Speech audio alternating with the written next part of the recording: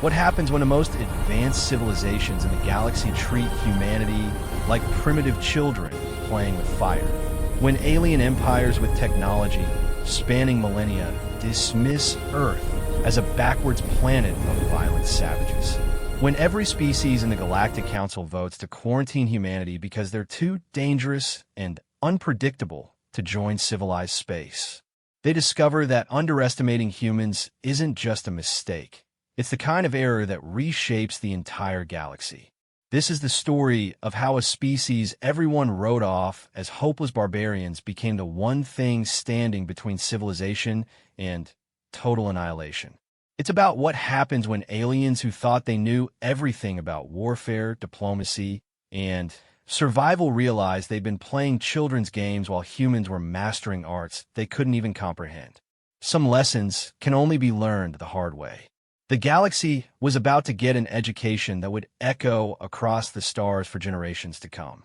Ambassador Zethkar adjusted his ceremonial robes as he entered the grand chamber of the Galactic Council. The massive crystalline dome stretched above him, its walls displaying real-time feeds from across known space.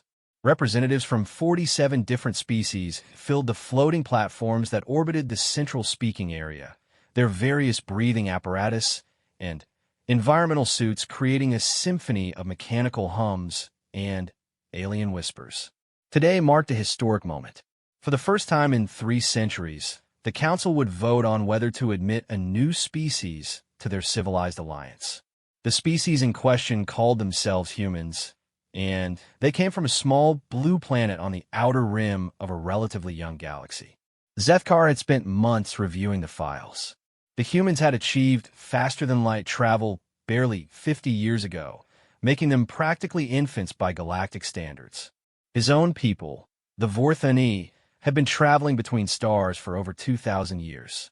The eldest species in the Council, the ethereal Quindar, had mastered interstellar flight before humans had even discovered agriculture. The Council's chief xenobiologist, Dr. Melthara of the Centaurian Federation, materialized her holographic presentation above the central platform. Her blue-scaled face remained neutral as she began her assessment. Esteemed colleagues, her translated voice echoed through the chamber. After extensive observation and analysis, I must present our findings regarding species designation Homo sapiens of planet Earth. The first images showed human cities, sprawling metropolises of concrete and steel. Zethkar noticed several council members shift uncomfortably. The cities looked crude compared to the bioengineered living structures most civilized species preferred, or the elegant energy constructs others favored. Their technology level places them at approximately 0.7 on the Kardashev scale. Dr. Melthara continued. They have achieved basic nuclear fusion, primitive quantum computing, and rudimentary genetic modification. However, their space travel capabilities remain limited to their local stellar group. Ambassador Yundai of the Hegemony raised a crystalline appendage. Doctor, what concerns us more than their technological limitations are the psychological profiles. Please address their behavioral patterns. Dr. Melthara's expression darkened. Indeed, this brings us to the primary concern. Human psychology exhibits several troubling characteristics that make them unsuitable for council membership. New images flashed above them. Battle scenes from human history filled the air. Medieval knights clashing with swords, ancient armies meeting on blood-soaked fields, massive war machines rolling across devastated landscapes, and the horrifying mushroom clouds of nuclear weapons detonating above cities. Humans have been in a constant state of warfare for their entire recorded history, the doctor explained. Their planet shows evidence of over 300 active military conflicts occurring simultaneously at any given time throughout the past millennium. They have developed weapons capable of destroying their own planet multiple times over. Gasps and clicks of disapproval echoed through the chamber. The Quindar representative, whose species had eliminated warfare 6,000 years ago, pulsed with dim orange light indicating distress. Furthermore, Dr. Melthara continued, their social structure remains fragmented into over 200 separate nation-states, each with its own military forces. They cannot even unite their own planet, yet they seek admission to a galactic community. Zethkar leaned forward, studying the data streams flowing past his console. The numbers were indeed troubling. Human military spending exceeded what most species invested in their entire space programs. Their weapons technology appeared to advance faster than their propulsion systems or communication networks. The psychological analysis becomes more concerning when we examine individual human behavior, the doctor pressed on. Unlike species that evolved in stable environments, humans developed on a planet with extreme geological instability, severe weather patterns, and an ecosystem where nearly everything was trying to kill them. The presentation shifted to show images of Earth's natural disasters. Volcanic eruptions, massive earthquakes, hurricanes, tornadoes, floods, droughts, ice ages, and meteor impacts. The geological record painted a picture of a world in constant chaos. This environment created a species with abnormally high aggression levels, extreme risk-taking behaviors, and what their own psychologists term hyperfocus under stress. When faced with impossible situations, humans do not surrender or seek compromise like rational beings. Instead, they become more dangerous. Ambassador Torvash of the military coalition spoke up, his mechanical voice cutting through the chamber's atmosphere. Dr. Melthara, you mentioned specific incidents that concern the Military Assessment Board? Yes, Ambassador. During our observation period, we witnessed several events that demonstrate the fundamental incompatibility between human nature and civilized society. The chamber fell silent as new footage appeared. A human spacecraft, little more than metal tubes, and chemical rockets by galactic standards, tumbling through space. Half the ship had been torn away by what appeared to be a meteor impact. This vessel, designated Apollo 13, suffered catastrophic system failure during a mission to their moon. Any rational species would have accepted the loss and mourned the crew. Instead, humans on their planet worked for 4 days straight, without sleep, to improvise a rescue using materials that were never designed to work together. The footage showed the dramatic scenes in what humans called mission control. Hundreds of people frantically calculating trajectories, testing makeshift solutions, and coordinating with the crew who were slowly suffocating in the damaged spacecraft. The presentation included audio of the human communications, translated into standard galactic. "Houston, we have a problem," came the calm voice of the crew commander as he reported that a ship was dying around him.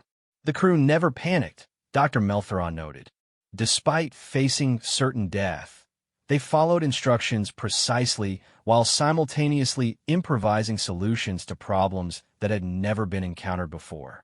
They jury-rigged life support systems using equipment from completely different spacecraft components, calculated precise engine burns using slide rules and paper, and executed a flight path that required hitting a target the size of a grain of sand at a distance of several 100,000 kilometers.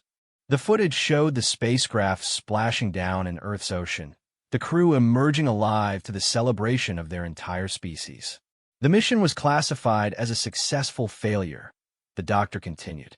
Humans considered nearly dying and accomplishing none of their original objectives to be a victory because everyone survived. Murmurs rippled through the council chamber.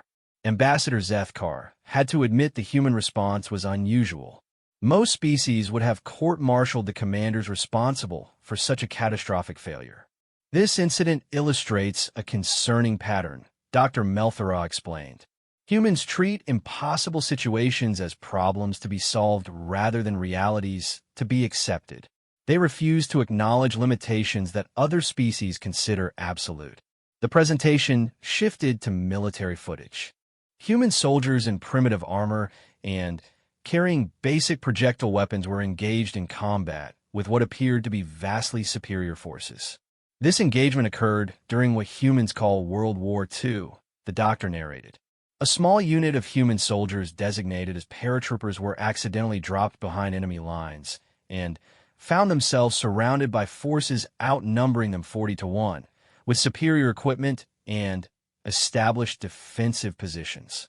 The council watched as the humans, instead of surrendering, immediately began attacking in all directions simultaneously. When the enemy commander sent a surrender demand, the human response was, quote, "Nuts." This is apparently a negative response in their language. They then proceeded to hold their position for 7 days while completely encircled, inflicting casualties at a ratio of 12 to 1 despite being outgunned and outnumbered. Ambassador Hyundai's crystals chimed in what Zethkar recognized as confusion. Did they believe reinforcements were coming? No, ambassador. They knew they were cut off. They fought simply because they refused to surrender. This behavior pattern repeats throughout their military history. Humans regularly attempt and accomplish missions that their own computers calculate as having zero probability of success. The presentation continued with more examples. Human explorers walking across frozen continents with inadequate supplies, succeeding through willpower alone. Human scientists continuing experiments after laboratory explosions, making breakthrough discoveries while badly injured. Human pilots flying aircraft held together with tape and prayer, somehow reaching their destinations. The pattern suggests that humans exist in a constant state of what they term controlled emergency, Dr. Melthera concluded. They perform optimally when facing extinction, treat mortal danger as routine, and consider impossible odds to be merely challenging. The chamber erupted in discussion. The Quindar representative pulsed rapidly through several colors before settling on deep red, indicating severe alarm. Ambassador Torvash's mechanical components whirred as he processed the data. Doctor, the Military Assessment Board requires clarification. Are you suggesting that humans become more effective when facing superior opposition? That is exactly what I am suggesting, Ambassador. Human military doctrine is based on the assumption that they will always be outgunned, outnumbered, and fighting from disadvantageous positions. They have developed tactics specifically designed to exploit these situations. The presentation showed human military academies where students were deliberately given impossible scenarios and graded on creativity in finding solutions. Training exercises where humans practice fighting while wounded, exhausted, and cut off from support. War games where the humans were intentionally given inferior equipment to force innovative thinking. They train for failure, Dr. Melthera explained, because they assume normal operations will fail. Their entire military philosophy is built around the concept of what do we do when everything goes wrong. Zethkar felt a chill run through his secondary nervous system. His own people's military trained for victory, assuming technological superiority and proper intelligence would ensure success. The idea of deliberately preparing for catastrophic failure seemed almost insane. The psychological profiles become more disturbing when we examine human civilian behavior, the doctor continued. Humans regularly engage in activities that serve no survival purpose and carry significant risk of injury or death. New footage showed humans jumping out of perfectly functional aircraft with fabric sheets, diving deep underwater without breathing apparatus, climbing vertical rock faces without safety equipment, and racing vehicles at speeds that would be lethal if anything went wrong. They call these activities sports or recreation. Humans voluntarily subject themselves to danger for entertainment. They have created artificial challenges specifically to test their ability to survive life-threatening situations. The council members were now clicking, humming, and flashing in obvious distress. The idea of deliberately seeking danger was incomprehensible to species that had evolved past such primitive survival drives. Most concerning of all, Dr. Melthera continued, is their response to existential threats. When faced with potential extinction, humans do not seek escape or accommodation. They become more aggressive. The presentation showed footage from Earth's nuclear age. Rather than backing down when they developed world-ending weapons, humans had somehow maintained peace through what they called mutually assured destruction. They prevented global war by ensuring that any major conflict would kill everyone on the planet. They achieved planetary peace through the threat of planetary suicide, the doctor explained. This is not rational behavior by any known psychological model. Ambassador Zethkar accessed his personal database, cross-referencing human behavior with known psychological profiles of dangerous species. The patterns were unlike anything in the galactic catalog. Humans seemed to exist in a permanent state of controlled aggression, treating survival as a game and extinction as a challenge to overcome. The final section of the presentation focused on recent human achievements. Despite their short time in space, they had already established permanent settlements on their hostile moon, sent automated probes to every planet in their solar system, and begun terraforming discussions for planets that would kill most galactic species within minutes of exposure. Their rate of technological advancement is accelerating, Dr. Meltheron noted. In the 50 years since achieving spaceflight, they have developed technologies that typically take other species 2 to 3 centuries to perfect. Their approach to research follows the same pattern as their military doctrine. The footage showed human scientists deliberately creating dangerous situations in controlled laboratory environments. Experiments with antimatter, genetic modification, artificial intelligence, and exotic matter that most species would consider far too risky to attempt. They test everything to destruction, the doctor explained, then rebuild it stronger. Human engineering philosophy assumes that everything will break, so they design systems specifically to fail safely and provide warnings before catastrophic breakdown. Zethkar reviewed the technical specifications for human spacecraft. Unlike the elegant, efficient vessels used by most species, human designs were built like military fortifications. Multiple backup systems, redundant life support, armor plating on civilian vessels, and emergency protocols that assumed simultaneous failure of all primary systems. Even their civilian infrastructure reflects military thinking, Dr. Melthera continued. Human cities have extensive emergency response networks, disaster preparedness systems, and evacuation procedures. They have built their entire civilization around the assumption that everything will eventually go wrong. The presentation concluded with population projections and expansion models. Based on current trends, humans would achieve interstellar colonial capacity within 2 centuries, develop planet-killing weapons within 3 centuries, and potentially threaten galactic security within 500 years. In summary, Dr. Melthera announced, while humans show intelligence and technological capability, their psychological profile makes them fundamentally incompatible with peaceful galactic civilization. They are a warrior species that treats conflict as natural, death as optional, and impossible odds as motivation. The chamber fell silent as council members absorbed the implications. Ambassador Zethkar felt the weight of the decision pressing down on him.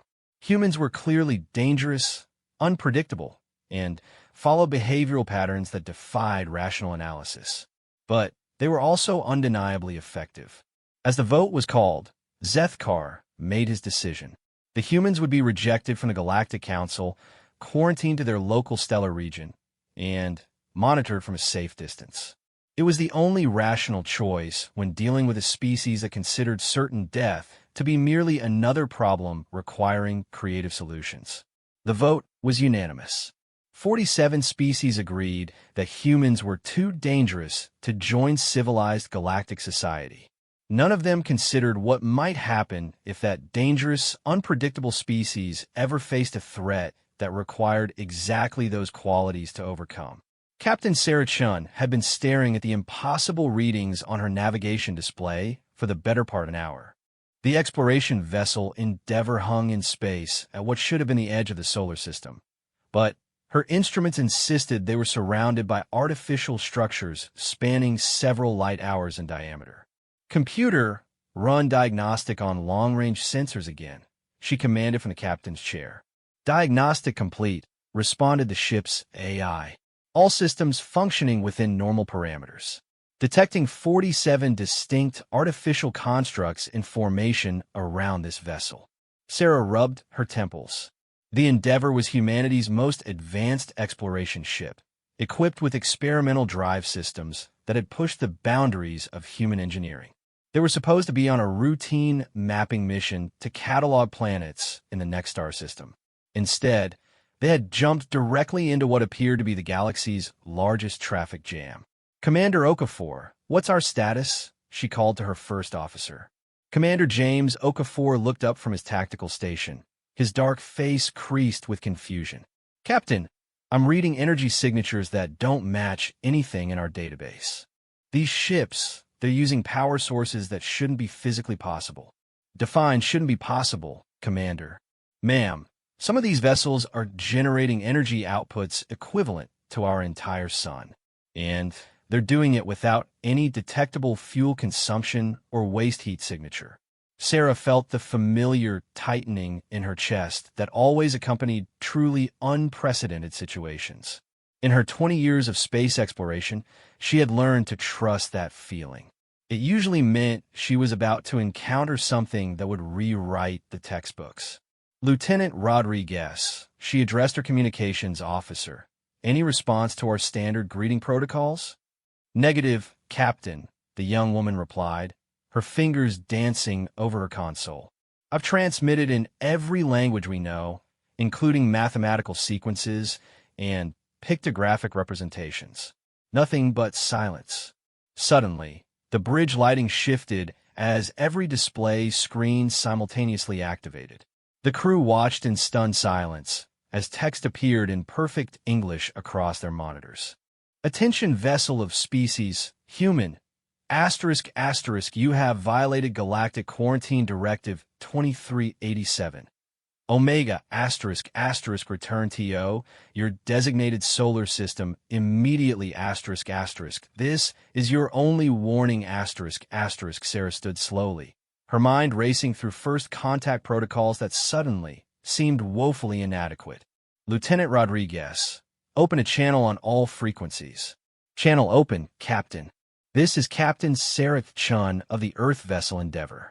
We are a peaceful exploration mission from the planet Earth. We were not aware of any quarantine restrictions. Please respond so we can discuss this situation." The response came instantly, appearing as text on their screens, while a synthesized voice spoke the words aloud in eerily perfect English. "Human vessel, your species has been classified as high risk by Galactic Council Directive 4429. You are prohibited from interstellar travel beyond your native stellar region. Compliance is mandatory. ***, Commander Okafor exchanged glances with Sarah. "Captain, they're treating us like we're some kind of threat." "So it would seem, Commander." Sarah keyed her communication system again. "Unknown vessels, we request dialogue with your commanding authority. We have no hostile intentions and seek only to establish peaceful contact with other sentient species." "Human vessel, your intentions are irrelevant. Your species' psychological profile indicates inevitable conflict behavior. Withdrawal is non-negotiable. ***, Sarah felt her jaw clench. 20 years of diplomatic training ward with 20 years of command experience. The diplomatic part of her mind urged caution and compliance. The command part noted that these unknown aliens had opened negotiations with threats and ultimatums. "Lieutenant Rodriguez, record this for transmission to Earth Command." Sarah straightened in her chair, assuming the formal posture that her crew recognized as the captain, shifting into what they called diplomatic mode. "This is Captain Sarah Chun, commanding Earth vessel Endeavour, addressed to unknown alien authority. We acknowledge your communication regarding galactic quarantine restrictions. However, as we were not informed of these restrictions and do not recognize any authority to impose them upon free human travel, we request immediate clarification of the legal basis for your demands." The bridge fell silent except for the quiet hum of life support systems. Sarah's crew watched their displays, waiting for a response that seemed a long time coming. "Human vessel, Galactic Council authority derives from 47 species confederation representing 93% of known intelligent life. Legal basis is survival necessity. Your species cannot be integrated into civilized society. ***, Dr. Lisa Park, the mission's xenobiologist, looked up from her workstation. Captain, I'm analyzing their language patterns. They're not just translating our words, they're translating our concepts. This suggests extremely sophisticated cultural analysis capabilities. And what does that tell us, Doctor? It means they've been studying us for a long time. Probably decades, maybe longer. They know more about us than we know about ourselves. Sarah absorbed this information while composing her response. Unknown authority. We appreciate your concerns regarding human integration into galactic society. However, we believe direct communication and cultural exchange would better serve mutual understanding than isolation and quarantine. We propose a formal diplomatic meeting to address these issues. Human vessel. Your proposal confirms psychological assessment. Human species exhibits pathological inability to recognize superior force. Diplomatic engagement is impossible with species that treats annihilation as negotiation opportunity. ***, Commander Okafor stepped closer to Sarah's chair. Captain, I think they just told us they could destroy us, but we're too stupid to realize it. That appears to be the case, Commander. Sarah looked around the bridge at her crew. 23 people representing humanity's finest scientific and exploration talents, sitting in a ship that represented the pinnacle of human engineering achievement, being told they were too primitive and dangerous to join galactic civilization. The diplomatic part of her mind suggested retreat and consultation with Earth authorities. The command part of her mind noted that retreating under threat would establish a precedent that could haunt humanity's future space exploration efforts. Unknown authority, she replied. We understand that you consider humans a potential threat to galactic security.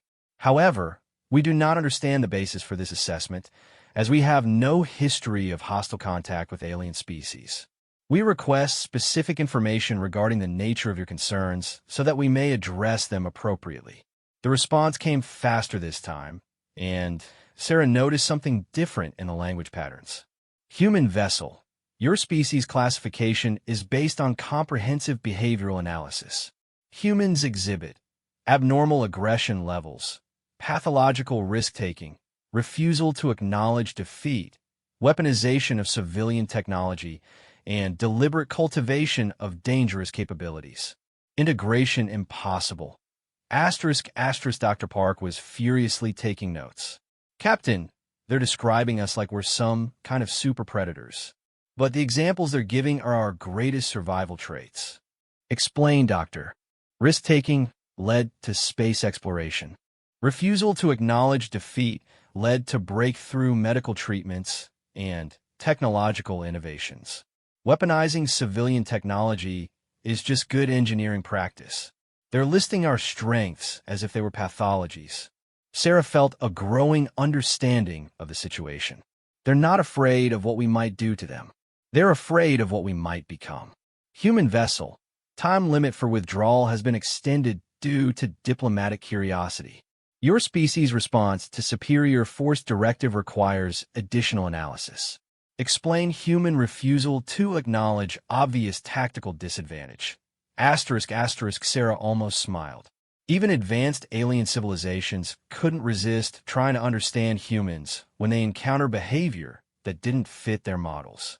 Unknown authority. Humans do not assess tactical situations based solely on immediate force comparison. We consider factors including environmental advantages, technological innovation potential, alliance possibilities, long-term strategic implications, and creative solution opportunities. Apparent disadvantage often reveals unforeseen advantages upon closer analysis. Human vessel. Elaborate on concept creative solution opportunities AS related to military disadvantage. ***, Commander Okafor leaned over to whisper. Captain, I think they're asking us to explain how we turn losing into winning. Sarah nodded, then addressed the unknown aliens again. Throughout human history, strategic disadvantage has forced innovation and creative thinking that leads to breakthrough solutions. When conventional tactics fail, humans develop new tactics. When existing technology proves inadequate, humans develop new technology. When facing impossible odds, humans find ways to change the fundamental nature of the conflict. Human vessel provides specific historical example. Sarah thought for a moment. Then, chose an example that would illustrate the point clearly. In Earth year 480 BCE, 300 human warriors faced an army of over 1 million enemy soldiers in a mountain pass. The humans were outnumbered 3,000 to 1, had inferior equipment, and no possibility of retreat or reinforcement. Human vessel. Logical military response to such odds is immediate surrender to preserve lives. The humans chose to fight. They used environmental advantages to neutralize numerical superiority, employed tactical innovations that maximized their defensive capabilities, and maintained combat effectiveness until the enemy force was forced to withdraw after suffering massive casualties. Human vessel. Enemy withdrawal with numerical superiority is tactically impossible. The humans killed so many enemy soldiers that the remainder lost confidence in their commanders and began retreating without orders. The psychological impact of watching a tiny force refuse to surrender while inflicting devastating casualties caused massive military collapse. There was a longer pause before the next response. Human vessel. This behavioral pattern explains Galactic Council concern. Your species treats certain annihilation as tactical opportunity. This is not rational behavior. Unknown authority. Human definition of rational behavior includes assessment of non-immediate factors. Death in combat, while achieving strategic objectives, may be preferable to survival under unacceptable conditions. This calculation includes considerations of honor, future generations, and establishing precedents for resistance against unjust force. Human vessel. Galactic Council psychological models do not account for species willing to choose annihilation over submission. Dr. Park looked up from her workstation with wide eyes. Captain, I don't think they understand the concept of martyrdom. Their models assume all intelligent species prioritize individual survival over abstract principles. Sarah felt a moment of genuine pity for the alien civilizations. Unknown authority. Humans frequently choose death over compromising fundamental principles. We consider some things more important than continued existence. This includes freedom, justice, protection of others, and maintaining dignity. Human vessel. This psychological profile confirms incompatibility with galactic civilization. Species that chooses death over negotiation cannot be safely integrated.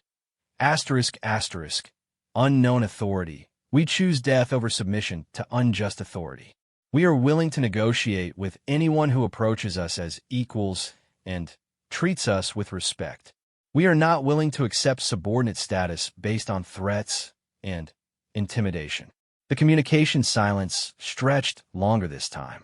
Sarah could feel her crew's tension increasing as they waited for a response that might determine humanity's future relationship with galactic civilization. Human vessel. Galactic Council directive requires implementation regardless of human preferences. Compliance will be enforced. Withdraw immediately.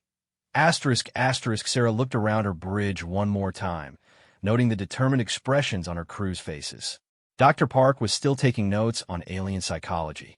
Commander Okafor was quietly running tactical assessments. Lieutenant Rodriguez was maintaining communication protocols while recording everything for Earth Command. They were quintessentially human in their response to an impossible situation. They were gathering information, analyzing options, and preparing to find a creative solution to a problem that their opponents considered already solved. Unknown authority, Sarah replied. We understand your position and acknowledge your superior force capabilities. However, we cannot accept quarantine restrictions that were imposed without consultation or consent. We propose a compromise, establishment of a neutral meeting zone where human representatives can present our case for reconsideration to the Galactic Council. Human vessel. Galactic Council decision is final. No appeal process exists. Compliance is mandatory. This is your final warning. Asterisk, asterisk, Sarah stood up from her captain's chair and walked to the main view screen, staring out at the invisible alien fleet surrounding them. 23 humans in a single ship, facing the combined might of 47 alien civilizations that have been traveling space for millennia. Any rational species would surrender. Unknown authority, she replied. Humans have a saying, give me liberty or give me death. We would rather die free than live as prisoners. If you require compliance through force, you will have to destroy us. We will not voluntarily accept restrictions on human freedom to explore the galaxy. The response came immediately, and for the first time, Sarah detected what might have been emotion in the alien communication. Human vessel, you choose annihilation over logical compromise. This confirms all assessments of human irrationality. Asterisk, asterisk. Unknown authority. We choose freedom over survival. From a human perspective, this is the most rational choice possible. Human vessel. Galactic Council authorization for enforcement action requested. Prepare for interception. Asterisk, asterisk. Sarah felt the familiar calm that always settled over her when diplomatic solutions failed and command decisions became necessary. She walked back to her captain's chair and sat down, her spine straight and her voice steady. All hands, this is the captain. We are facing a first contact situation that has escalated to potential hostile action. Our mission parameters are clear. Establish peaceful relations with alien species while maintaining human dignity and freedom. We will not fire first, but we will defend ourselves if attacked. All stations report readiness. Around the bridge, her crew responded with crisp professionalism. They were about to face impossible odds against technology they couldn't understand, wielded by aliens who considered humans too dangerous to exist freely in the galaxy. They were also humans, which meant they were about to demonstrate exactly why aliens found them so unsettling. Unknown authority. Sarah transmitted one final message. If you destroy us, you prove that the Galactic Council makes decisions based on fear rather than justice. If you let us live, you risk having to admit that humans might not be the monsters you believe us to be. Either way, you have already lost something important. The alien response was immediate and final. Human vessel. Enforcement protocols activated. Resistance is futile. Asterisk, asterisk. Sarah smiled grimly as energy readings spiked on her tactical display. Commander Okafor, implement evasive maneuvers. DR. Park, begin analyzing their weapons' signatures for defensive countermeasures. Lieutenant Rodriguez, transmit all data to Earth Command with our compliments. Aye, Captain. Her crew responded in unison. The Endeavor began to move, a single human ship surrounded by the combined military might of galactic civilization, crewed by 23 people who had just chosen to fight a war they couldn't win rather than accept a peace they couldn't live with. The aliens were about to learn something important about humans. Sometimes, winning and losing were less important than how you chose to face the impossible. Admiral Zethkar watched the tactical display with growing confusion as the single human vessel began what could only be described as the most suicidal military maneuver he had ever witnessed. The ship designated Endeavor was accelerating directly toward his command dreadnought, apparently intent on ramming a vessel that outmassed it by a factor of 10,000. Fleet Commander Yelneth, he addressed his tactical officer. Analysis of human vessel behavior? Admiral, the human ship is accelerating beyond safe parameters for their technology level, came the reply from a crystalline being whose species had mastered space warfare for 3 millennia. Their engine output suggests they're deliberately overloading their propulsion systems. Are they attempting suicide attack? Unknown, Admiral. Human vessel trajectory will intersect our position in 14 time units, but their ship cannot survive engine overload for more than 8 time units. Zethkar's secondary nervous system processed this information with growing bewilderment. 47 species had contributed vessels to this enforcement fleet, representing the accumulated military wisdom of galactic civilization. Their combined firepower could sterilize planets. Their defensive systems could withstand stellar radiation, and their tactical computers could calculate optimal strategies for conflicts involving millions of variables. None of their models predicted what the humans would do when faced with certain destruction. Fleet Commander, target their engines with minimal force. Disable their propulsion without destroying the vessel. Acknowledged Admiral, initiating precision targeting. The Vorthani energy projectors fired what amounted to a gentle tap by their standards, a beam designed to overload human electrical systems without causing significant structural damage. It should have shut down the human ship instantly. Instead, the human vessel's acceleration increased. Fleet Commander, report. Admiral, human vessel appears to be using our energy input to boost their own propulsion system. This should be technologically impossible. Zethkar accessed the tactical feed directly, watching in real time as energy readings from the human ship climbed beyond anything their databases indicated was possible for human technology. Exploit impossible commandé. Sir, our energy beam contained approximately 10,000 times more power than their entire ship can generate. Absorbing that much energy should have vaporized their vessel instantly. Instead, they appear to have somehow channeled it into their engines. Show me their ship configuration. The display zoomed in on the Endeavor, revealing a design that looked primitive compared to sleek alien vessels. Where galactic ships were elegant curves and energy constructs, the human ship was angular metal plates, exposed mechanical systems, and what appear to be hastily welded modifications covering nearly every surface. Admiral, Fleet Commander Yulneth continued, I am detecting massive modifications to their original design. These humans have been rebuilding their ship during flight. Rebuilding how? Sir, they appear to have cannibalized non-essential systems to create improvised energy absorption arrays, rerouted their life support through their weapon systems, and converted their cargo bay into some kind of exotic matter containment field. Zethkar felt the cold touch of something he hadn't experienced in centuries of military service. Genuine uncertainty. Commander, are you telling me that these humans have modified their ship in real time to weaponize our own attack? Yes, Admiral. And their modifications should not work according to any known laws of physics. On the tactical display, the human vessel continued its seemingly suicidal charge.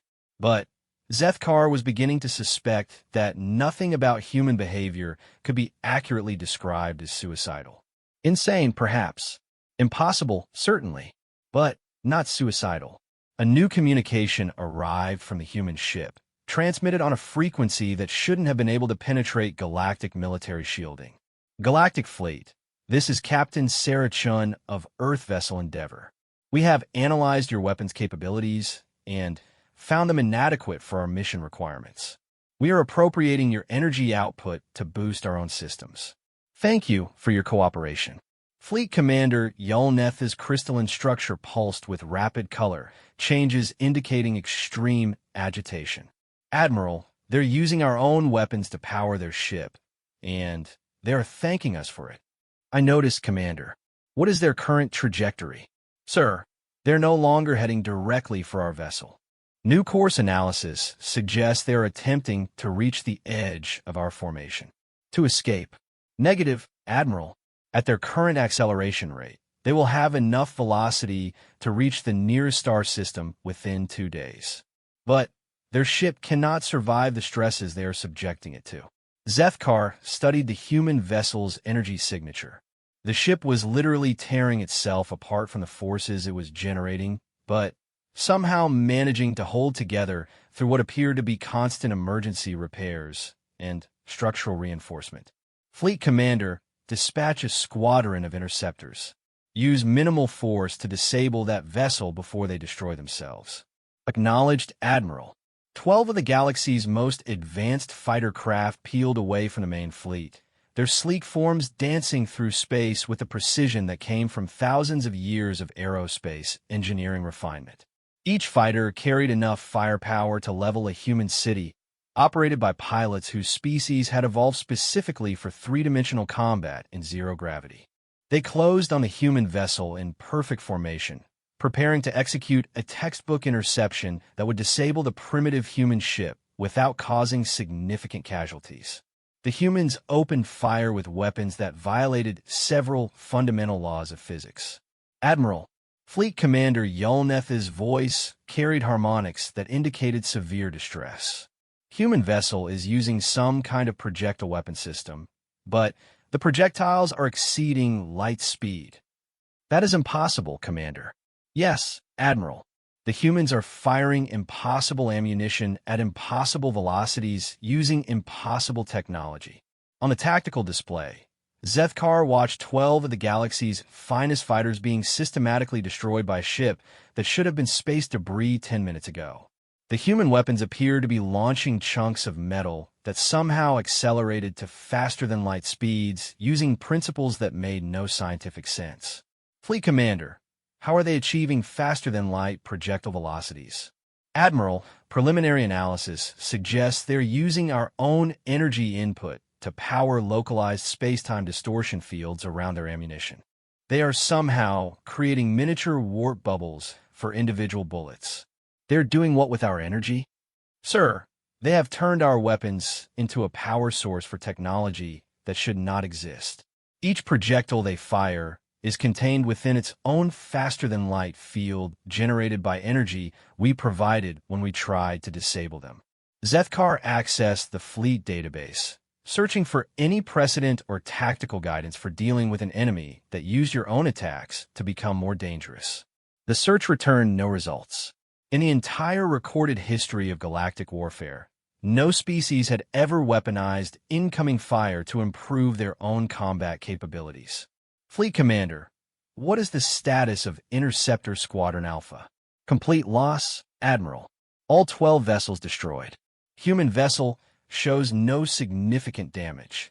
They destroyed 12 advanced fighters without taking damage. Negative, Admiral. Human vessel has taken extensive damage. Approximately 40% of their ship has been destroyed or rendered non-functional. They are continuing combat operations using the remaining 60%. Zethkar reviewed the tactical data with growing disbelief. The human ship looked like it had been through a ship-breaking facility, with entire sections missing, armor plates hanging loose, and what appeared to be emergency atmosphere containment fields holding their life support together. They were still accelerating. Another transmission from the humans arrived, this time with visual communication. The screen showed the interior of their bridge, where crew members in damaged uniforms were working at stations that sparked and smoked with electrical failures. Galactic Fleet, this is Captain Shun. We appreciate your continued cooperation in providing power for our defensive systems. However, we notice you seem reluctant to provide the full output of your weapons. We would be grateful if you could increase your firepower to maximum levels. Fleet Commander Yolneth turned to stare at Admiral Zethkar with an expression that transcended species boundaries in its universal meaning of complete bewilderment. Admiral, the tactical officer reported, they want us to shoot them harder. I heard, Commander. Sir, this is not rational behavior. They are requesting that we increase the amount of force we use to attack them. Zethkar studied the human captain's face on the communication screen. Despite the obvious damage to her ship and the injuries visible on her crew, she appeared calm, confident, and completely serious about requesting stronger attacks from a fleet that could annihilate her entire planet. Fleet Commander, have our xenopsychologists developed any models that explain this behavior? Negative, Admiral. Human psychology remains outside all known parameters. They appear to be using combat stress as a performance enhancer. Explain. Sir, their ship's combat effectiveness has increased proportionally to the amount of damage they have sustained. As they lose systems, they find ways to make their remaining systems more efficient. As we destroy their capabilities, they develop new capabilities we never expected them to have. Zethkar reviewed the engagement timeline. When the battle began, the human ship had been a primitive exploration vessel with basic weapons and defensive systems. 20 minutes later, they had somehow transformed it into a faster-than-light projectile launcher powered by enemy weapons and held together by what appeared to be engineering principles that bordered on magic. Fleet Commander, implement full fleet engagement. All vessels, maximum firepower. Admiral, maximum firepower will certainly destroy the human vessel. Commander, I am beginning to suspect that the only thing more dangerous than destroying these humans is allowing them to continue improvising solutions to impossible problems. Acknowledged, Admiral. All vessels, maximum firepower authorized. The combined might of 47 species focused on a single human vessel. Energy beams that could crack moons, particle cannons that could punch through planetary cores, and exotic matter weapons that existed at the theoretical limits of possibility, all fired simultaneously. The human ship vanished in an explosion of light that briefly outshone nearby stars. When the energy dissipated, the Endeavor was still there. It was now missing approximately 80% of its original structure, held together by force fields that should not have been possible to generate with human technology, and accelerating at speeds that should have liquefied any organic crew. Fleet Commander, Admiral Zethkar said quietly, report. Admiral, the human vessel has somehow used our combined weapons output to bootstrap their technology to approximately 4th millennium advancement levels. They now possess defensive systems equivalent to our most advanced capital ships. How is that possible? Sir, they appear to have used the energy from our attacks to power what can only be described as a localized technological evolution. They have advanced their engineering capabilities by several thousand years in approximately 3 minutes. On the communication screen, Captain Shun was still visible, though her bridge now looked more like an alien technology exhibit than the primitive human design it had started as. Behind her, crew members were operating control systems that seemed to shift and adapt in real time. Galactic Fleet, she transmitted, thank you for the technological upgrade. We have successfully incorporated your combined engineering knowledge into our ship systems. We now have a much better understanding of galactic civilization capabilities. Zethkar felt a chill that had nothing to do with ship environmental systems. Fleet Commander, did she just say they absorbed our technology? Yes, Admiral. Preliminary scans indicate the human vessel now contains hybrid technology that combines human engineering principles with systems from every species in our fleet. That should be impossible. Yes, Admiral. The humans appear to specialize in impossible. The tactical display showed the Endeavor continuing its trajectory toward the edge of the fleet formation. But now its energy signature matched that of an advanced galactic capital ship, and its weapons systems were generating readings that didn't match anything in the database. Fleet Commander, what is their current capability assessment? Admiral, the human vessel now poses a significant threat to our fleet. Their hybrid technology systems are operating at efficiency levels that exceed our individual ship capabilities. A single human ship is now more powerful than our individual vessels. Yes, Admiral, and they're continuing to modify and improve their systems in real time. Zethkar made a command decision that would be studied in galactic military academies for generations. All vessels stand down. Cease fire immediately. Admiral, Commander, we have just watched a primitive human exploration vessel defeat the combined military might of galactic civilization by using our own attacks to upgrade their technology to superior levels. If we continue this engagement, we will be providing them with additional advancement opportunities. Sir, what are our options? Zethkar looked at the tactical display showing the human vessel, now more advanced than any single ship in his fleet, crewed by humans who had just demonstrated that they treated impossible odds as engineering challenges and enemy attacks as research opportunities. Commander, I believe our only option is to step aside and allow them to proceed. Sir, they violated quarantine restrictions. Commander, I no longer believe our quarantine restrictions are enforceable against humans. We cannot destroy them without making them stronger, and we cannot contain a species that treats our most advanced technology as raw materials for improvisation. The communication from a human ship came through with perfect clarity on systems that now incorporated technology from dozens of species. Galactic Fleet, this is Captain Shun. We have completed our defensive modifications and are now ready to proceed to our original destination. We thank you for the educational opportunity and look forward to future cultural exchanges with galactic civilization. The Endeavor accelerated past the fleet formation, now traveling at speeds that would have been impossible for human technology an hour earlier. As it passed the flagship, Captain Shun transmitted one final message. Admiral Zethkar, we have monitored your communications and understand that you consider humans a threat to galactic security.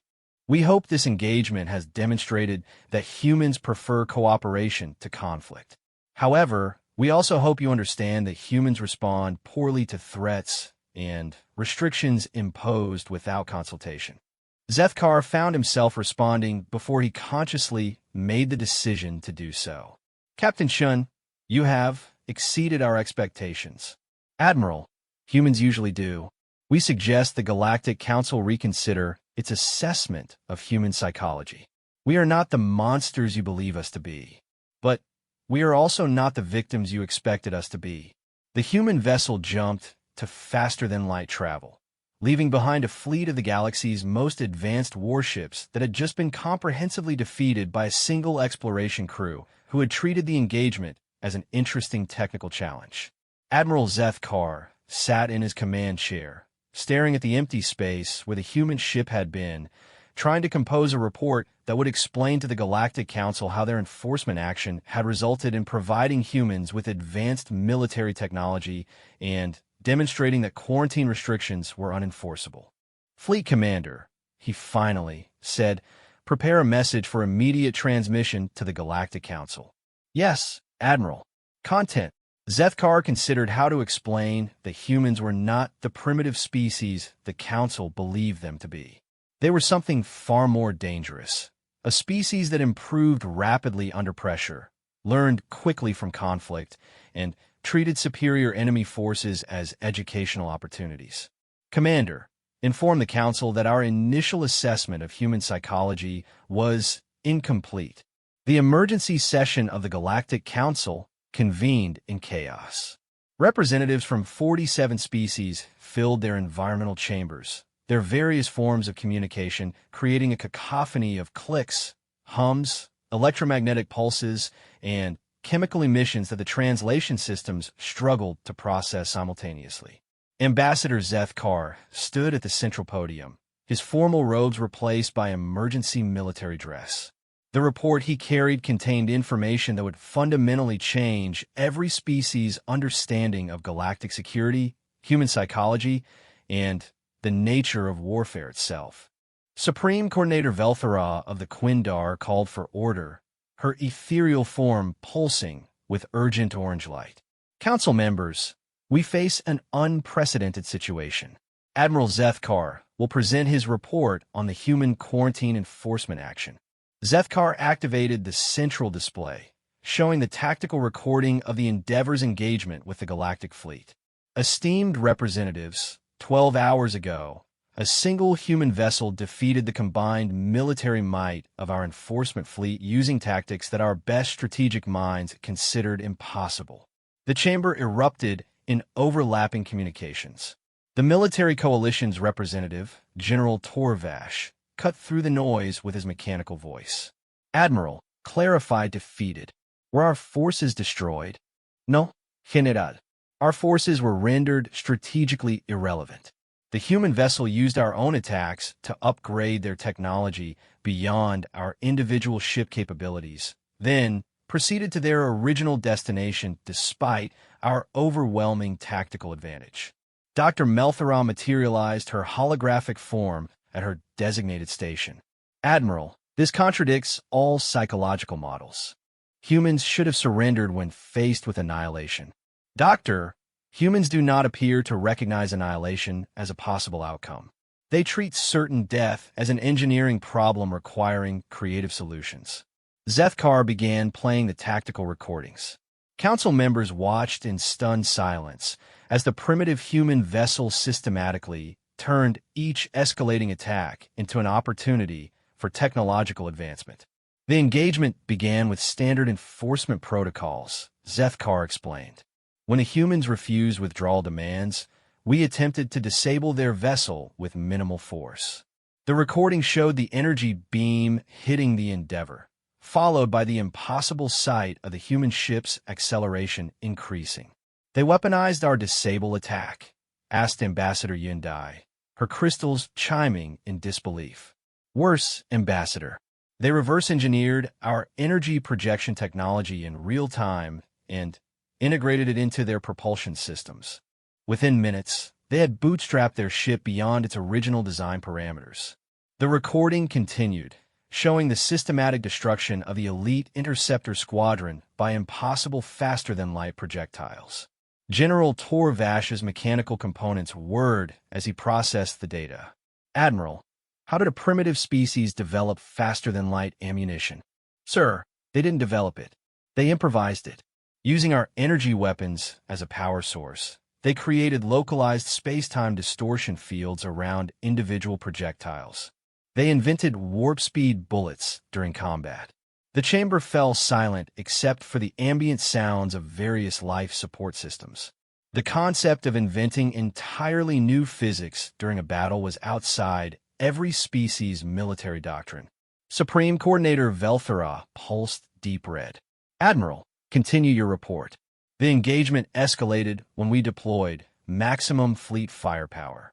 Instead of destroying the human vessel, our combined attack provided them with enough energy to advance their technology by approximately 3,000 years in under 5 minutes. The recording showed the massive energy discharge that should have vaporized the Endeavor, followed by the impossible sight of the ship emerging more advanced than any vessel in the galactic fleet. "They absorbed the technological sophistication of our entire fleet," Zethkar continued. "By the end of the engagement, their single ship possessed hybrid technology that exceeded our individual capabilities." Ambassador Kethmora of the Trade Federation spoke for the first time, his aquatic form rippling with concern. "Admiral, what were the final engagement results?" "Ambassador, the humans proceeded to their original destination. We were unable to enforce quarantine restrictions. Furthermore, they now possess technology that makes future enforcement problematic." Dr. Melthera's holographic form flickered with agitation. "This confirms our worst fears about human psychology. They treat overwhelming opposition as a learning opportunity." "Doctor," Zethkar replied, "I believe our fears were significantly understated." The central display shifted to show new data streams that had been arriving from automated monitoring stations throughout the galaxy. Energy signatures, communication intercepts, and movement patterns that painted a picture of rapidly changing circumstances. "Council members, the human situation has evolved beyond containment concerns. 6 hours ago, our monitoring systems detected multiple faster-than-light departures from the human home system. The display showed dozens of energy signatures leaving Earth's solar system at speeds that should have been impossible for human technology." "How many human vessels?" asked General Torvash. "Sir, current count is 43 ships, with more launching every hour. All appear to be using advanced hybrid technology similar to what the Endeavor developed during our engagement." Supreme Coordinator Velthera's orange pulsing accelerated. "Admiral, are you suggesting the humans have shared advanced technology across their entire fleet?" "Coordinator, the humans appear to have done what they always do when faced with a challenge. They shared information, pooled resources, and developed solutions collaboratively. The technological advances gained by one ship have been rapidly distributed to their entire space program."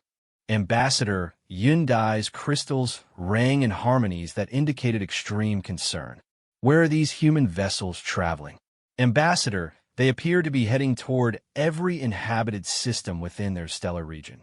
Preliminary trajectory analysis suggests they are initiating contact with multiple species simultaneously."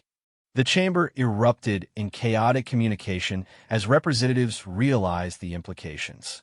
Humans were no longer an isolated problem that could be contained through quarantine. They were now a rapidly expanding presence, using advanced technology to make contact with species throughout their region of space. Council members, Dr. Melthera projected over the noise. This represents a fundamental shift in galactic power balance.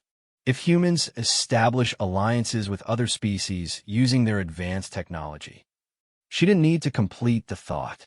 Every representative understood that humans offering advanced technology to species who had been excluded from the Galactic Council could fundamentally reshape galactic politics. Supreme Coordinator General Torvash interjected, "We must address the immediate military implications. If humans can upgrade primitive technology to advanced levels through combat experience, they represent an escalating threat to all established military doctrine." Explain, General. Coordinator, conventional military wisdom assumes that superior technology and numerical advantage determine combat outcomes. Humans have demonstrated that they can negate technological superiority by appropriating enemy capabilities and converting numerical disadvantage into tactical opportunity. Zitkar Nodingrimri. General Torvash is correct. Traditional military assessment models do not account for opponents who become stronger when attacked. Our entire strategic planning paradigm assumes that applying superior force will achieve battlefield dominance. And humans appear to use superior enemy force as a resource for developing countering capabilities. The stronger the opposition, the more rapid their advancement. They weaponize disadvantage itself. The central display updated with new information that sent a chill through every representative present. Deep space monitoring stations were detecting something approaching the outer edge of the galaxy. Council members, Dr. Melthera announced, her voice carrying harmonics that indicated severe alarm. Long-range sensors are detecting artificial constructs entering our galaxy from intergalactic space. The display showed energy signatures unlike anything in the galactic database. Massive artificial structures moving at faster than light speeds, their technology readings off the scale of known physics. Analysis indicates approximately 50,000 artificial constructs, each massing equivalent to a small planet. Technology levels exceed our most advanced theoretical models by orders of magnitude. Supreme Coordinator Velthera's form began cycling through the entire color spectrum, indicating panic among the Quindar. "Doctor, what are these constructs?" Coordinator, preliminary analysis suggests they are warships of unknown origin using technology that should not be physically possible. They are approaching our galaxy at speeds that exceed our fastest vessels by a factor of 100. General Torvash's mechanical systems began calculating threat assessments. "Doctor, estimated time until contact with outer galactic defense perimeters?" "General, at current approach speed, approximately 72 hours. The chamber fell into the kind of silence that preceded species-ending revelations. 50,000 planet-sized warships using impossible technology were approaching a galaxy whose combined military forces had just been defeated by a single human exploration vessel. Council members, Admiral Zethkar spoke quietly, "I believe we are facing what humans would call a change in perspective." "Explain, Admiral," requested Supreme Coordinator Velthera. "Coordinator, for centuries we have debated whether humans were too dangerous to integrate into galactic civilization. We have focused on their aggressive nature, their refusal to acknowledge superior force, and their tendency to weaponize everything they encounter." The display shifted back to the tactical recordings of the Endeavor's impossible victory against overwhelming odds. "We fail to consider that these same characteristics might be exactly what galactic civilization needs when facing a threat that cannot be negotiated with, accommodated, or appeased through traditional diplomatic channels." Ambassador Kethmore's aquatic form rippled with understanding. "Admiral, are you suggesting that human psychology might be an asset rather than a liability?" "Ambassador, I am suggesting that we may have spent centuries preparing for the wrong kind of war. We have built our military doctrine around conflicts between rational species seeking territorial or resource advantages. We have never faced opponents who seek total annihilation and possess the technology to achieve it. Dr. Melthara's holographic projection focused on the incoming threat signatures. Council members, analysis of the approaching constructs suggests they're not exploratory vessels or even conventional military forces. They appear to be designed specifically for planetary sterilization. Doctor, asked General Torvash, are we facing invasion or extermination? General, based on their approach patterns and technology signatures, I believe we are facing something our models never anticipated. Opponents who view the destruction of entire civilizations as routine maintenance. Supreme Coordinator Velthara's form settled into deep violet, the Quindar color for profound contemplation. Council members, we must address immediate questions. Can our combined military forces stop these invaders? General Torvash ran calculations through his advanced tactical systems. Coordinator, preliminary assessment indicates that our entire galactic defense fleet would be insufficient against even 1% of the approaching force. And humans? Admiral Zethkar looked at the tactical data from his engagement with the Endeavor. Coordinator, humans have demonstrated that they respond to impossible odds by developing new capabilities. They treat annihilation scenarios as engineering challenges. Admiral, what are you recommending? Zethkar took what might be the last breath he would ever take as a member of a galaxy that considered humans too dangerous to trust. Supreme Coordinator, I recommend we ask the humans for help. The chamber erupted in communications that would have been chaos in any language. Representatives who had spent the morning debating human quarantine restrictions were now facing the possibility that those same humans represented their only hope for survival. Council members, Dr. Melthara projected over the noise. We have 68 hours to make a decision that will determine whether galactic civilization survives the next week. Supreme Coordinator Velthara pulsed through a rapid sequence of colors before settling on the bright gold that indicated momentous decision-making among the Quindar. Council members, emergency vote.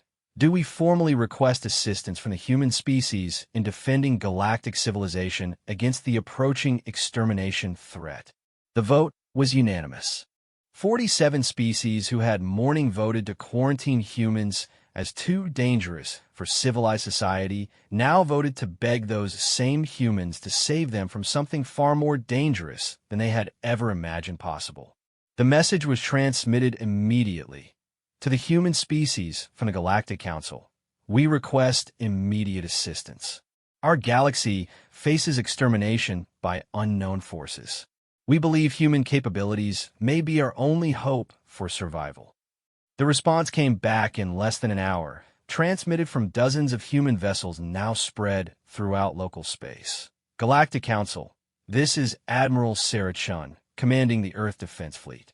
We understand you're facing some kind of invasion. We'll be right there. Don't worry. Humans specialize in impossible situations. For the first time in galactic history, the phrase humans specialize in impossible situations was greeted not with fear, but with hope. Admiral Sarah Chun stood on the bridge of the Earth Defense Fleet flagship Defiance, watching as 47 different species attempted to explain to her why the approaching alien armada was impossible to defeat. The holographic conference table displayed representatives from across galactic civilization, each offering their species analysis of why humanity's newest challenge would also be their last.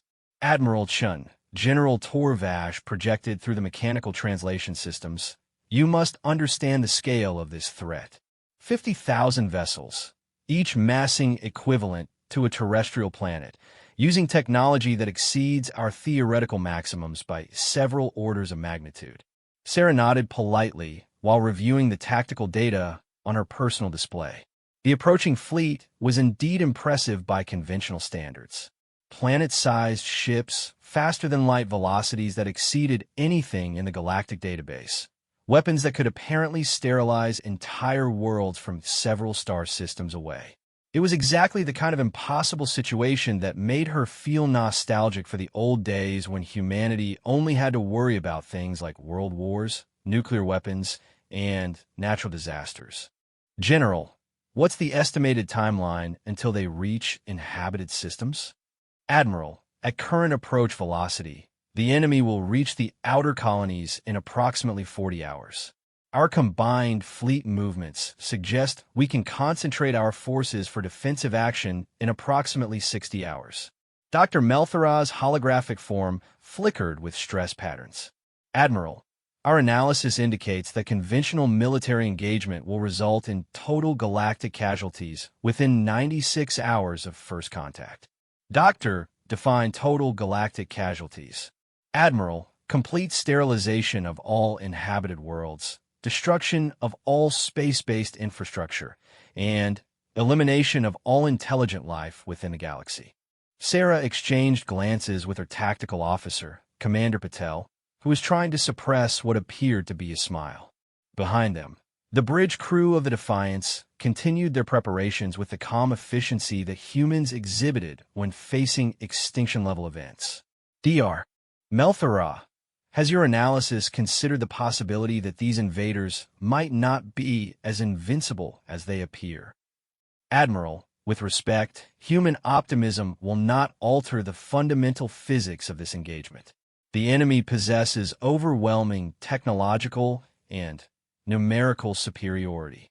Commander Patel leaned over to whisper, Admiral, should I explain to them about technological and numerical superiority? Not yet, Commander, Sarah replied quietly. Let them finish their briefing first. Supreme Coordinator Velthara pulsed with deep violet contemplation. Admiral Chun, the Galactic Council has provided complete access to our military resources, technological databases, and strategic planning capabilities. How can humanity assist in our defensive preparations? Sarah studied the galactic force dispositions on her display. 47 species had contributed to what they considered the greatest military alliance in galactic history. Hundreds of thousands of ships, billions of trained personnel, weapons technology developed over millennia, and strategic planning capabilities that could coordinate campaigns across multiple star systems. It was exactly the kind of conventional military thinking that would get everyone killed within the first few hours of contact. Supreme Coordinator, I appreciate the offer of resources and strategic cooperation. However, the Earth Defense Fleet will be implementing independent tactical doctrine for this engagement. The holographic conference table erupted in overlapping communications, expressing confusion, concern, and barely controlled panic. Ambassador Zethkar managed to project over the noise. Admiral, surely human forces cannot engage this threat independently? Your entire species has fewer than 100 vessels capable of interstellar travel. Ambassador, you're correct that we have fewer ships than your combined fleets. However, we have different operational priorities. Explain, Admiral. Sarah gestured to Commander Patel, who activated the tactical display showing human fleet movements over the past 24 hours. Instead of concentrating forces for large defensive formations like Galactic Doctrine suggested, human ships were dispersing throughout space in seemingly random patterns. Ambassador, Galactic Military Doctrine appears to focus on protecting inhabited systems through concentrated defensive actions. Human military doctrine focuses on ensuring that any enemy attacking our inhabited systems will regret the decision. Dr. Melthara's projection flickered with what might have been confusion. Admiral, how can dispersed forces provide effective defense against concentrated attack? Doctor, dispersed forces cannot provide effective defense. However, they can provide extremely effective offense. General Tor Vash's mechanical systems whirred as he processed the implications.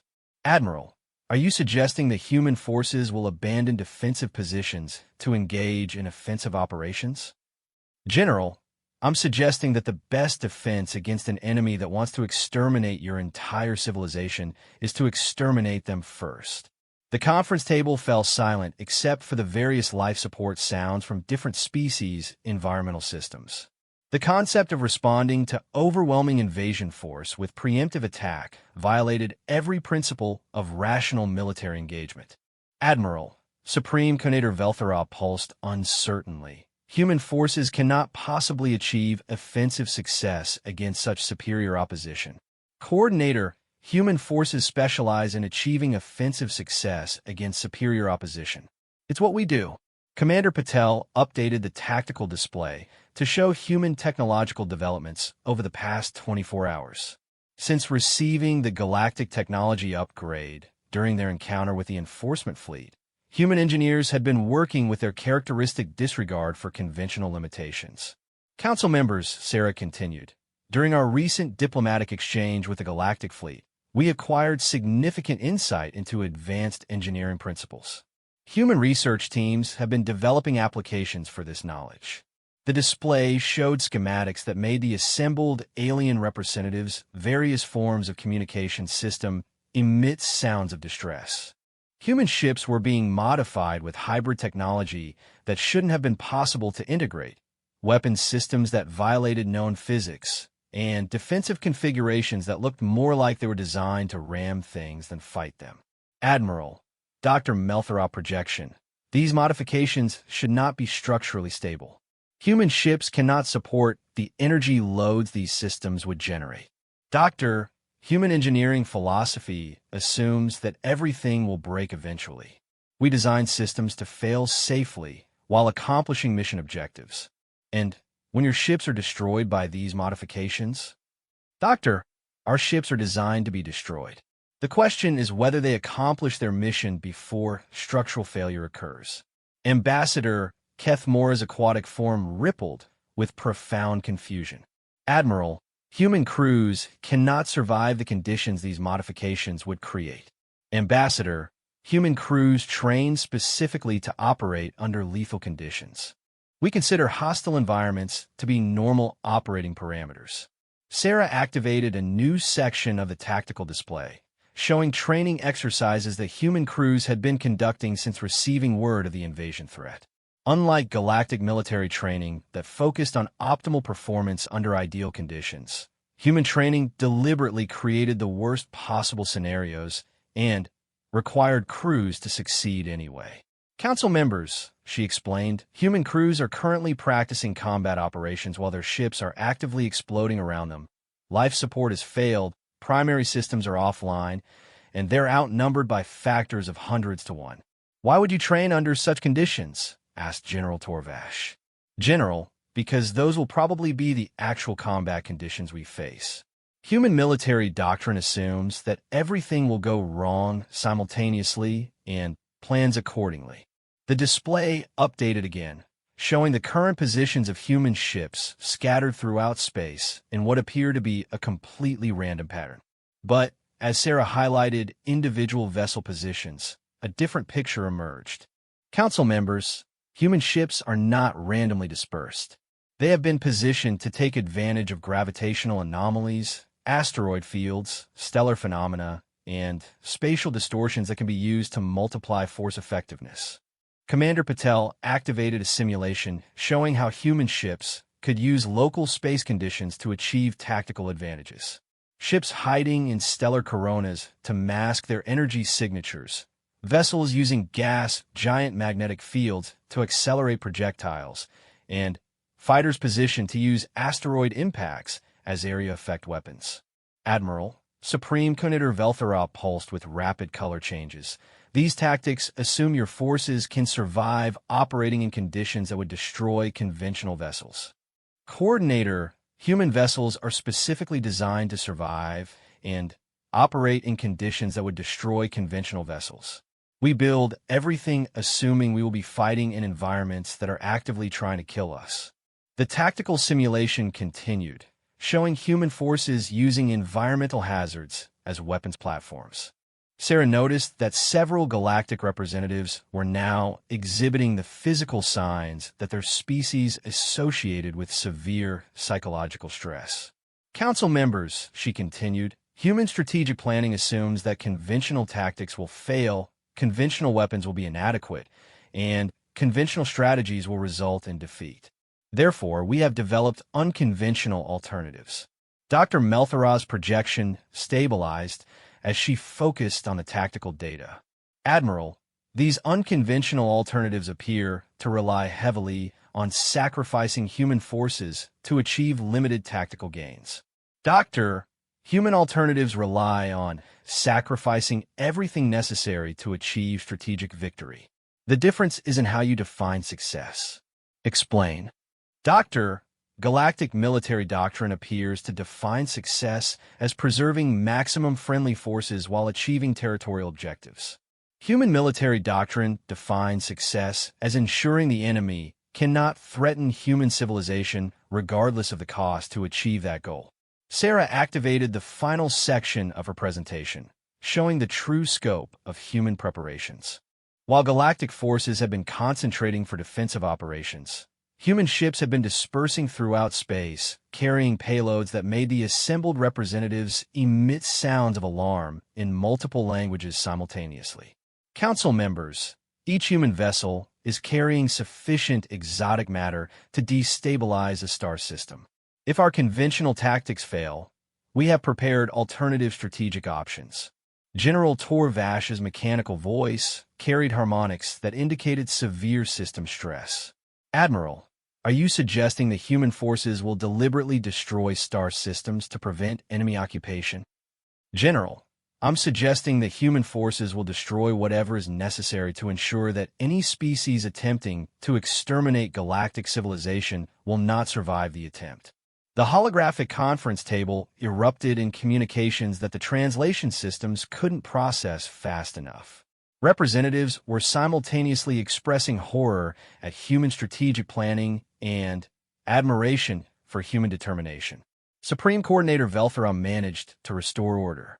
Admiral Chun, the Galactic Council requires clarification. Are human forces prepared to sacrifice inhabited systems to achieve strategic victory? Sarah looked around her bridge at crew members who had volunteered for missions they knew they wouldn't survive, in ships designed to be destroyed, carrying weapons that would eliminate any threat to Earth regardless of the cost to themselves. Supreme Coordinator, human forces are prepared to sacrifice everything except our principles. We will not allow galactic civilization to be exterminated. We will not allow intelligent species to be enslaved. And we will not allow our children to inherit a galaxy where survival depends on surrendering to superior force. The tactical display updated with real-time data as the first elements of the invasion fleet entered the outer edge of galactic space. 50,000 planet-sized ships using impossible technology, moving at speeds that should have been physically impossible. Council members, Sarah announced, the invasion fleet has begun entering our galaxy. Human forces are moving to intercept. Admiral, Dr. Melther asked, what are human victory conditions for this?